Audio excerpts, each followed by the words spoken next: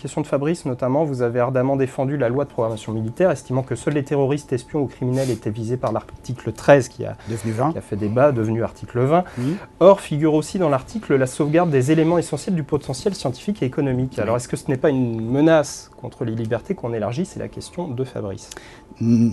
Alors, j'ai vu, il y a une très grande polémique là-dessus et que j'entends parfaitement, puisque tout d'un coup, beaucoup de monde découvre des principes qui ont des jurisprudences et des textes assez constants. Ce que nous avons permis avec la loi de programmation militaire, c'est exactement ce qui est aujourd'hui encadré dans une loi qui date de 1991 sur les écoutes téléphoniques. Il y a 5 motifs pour justifier des écoutes téléphoniques, dont la protection du patrimoine industriel de l'État. Eh bien, nous allons de la même manière avoir accès aux données de connexion, pas au contenu. C'est là-dessus qu'il y a eu une polémique terrible. C'est qu'un certain nombre d'internautes de bonne foi ont cru que l'État allait pouvoir rentrer à l'intérieur de leur mail pour voir les données qu'ils avaient stockées. Et je redis avec la plus grande netteté que nous ne nous intéressons pas au contenu, parce que sur le plan pénal, c'est de toute façon interdit.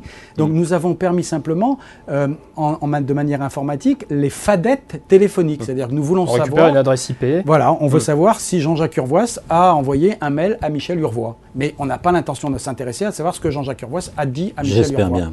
Enfin, vu ce qu'on se dit de toute façon, à mon avis, ça peut être mis sur la place publique. Donc il n'y a pas du tout d'atteinte aux libertés, encore une fois, sur ce texte, à votre avis? Il n'y a pas d'atteinte aux libertés parce qu'au contraire, nous venons de permettre des pratiques qui n'étaient pas encadrées. C'est-à-dire que moi, je suis extrêmement vigilant au fait que quand il y a des moyens supplémentaires, il y a immédiatement à côté du contrôle supplémentaire. L'efficacité des services de renseignement va de pair avec le contrôle qu'ils exercent sur eux. Et je suis très fier que le Parlement de la gauche, majorité de gauche, ait voté, ce qui n'existait pas, nous étions d'ailleurs une hérésie dans les autres pays, le contrôle parlementaire des services de renseignement. Moi, maintenant, parce que la fonction de président de la délégation parlementaire au renseignement est une fonction qui tourne entre les différents présidents de commission de l'Assemblée, du Sénat et de l'Assemblée sur la défense et les lois. Pendant 1 an, je vais présider la délégation parlementaire au renseignement. Nous allons exercer ce pouvoir de contrôle.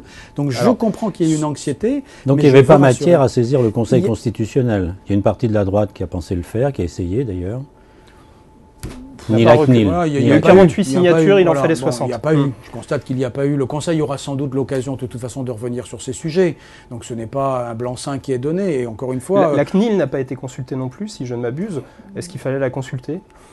On aurait probablement pu le faire. D'ailleurs, on va avoir un texte sur la géolocalisation judiciaire qui va venir au Parlement, qui est au Sénat cette semaine, qui va venir à l'Assemblée peu de temps. Moi, j'ai conseillé au rapporteur, qui est Sébastien Pietrasanta, d'interroger la CNIL de façon à ce qu'il n'y ait pas... On n'a rien à craindre de ces sujets-là. Il ne faut pas imaginer qu'on est dans des culs de basse-fosse en train de faire des choses qui seraient inavouables. Une dernière question, cependant, d'un internaute, Vincent, sur le contrôle, puisque vous l'évoquiez. Le texte prévoit que chaque personne puisse demander à une commission, qui est la Commission nationale de contrôle des interceptions de sécurité, vous êtes membre, je crois, de cette commission, de contrôler si l'interception dont il a fait l'objet est bien faite dans les règles.